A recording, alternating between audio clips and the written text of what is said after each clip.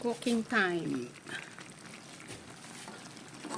Ang lunch namin ngayon ay nagluto ako ng sapsuy with carrots, broccoli, black fungus, repolyo, and snow peas. Ang sahog niya ay chicken with celery and bell pepper. Okay, so ang kanyang sauce ay oyster sauce, a little bit sugar, cornstarch, and chicken broth. Yun ang ating pang sauce.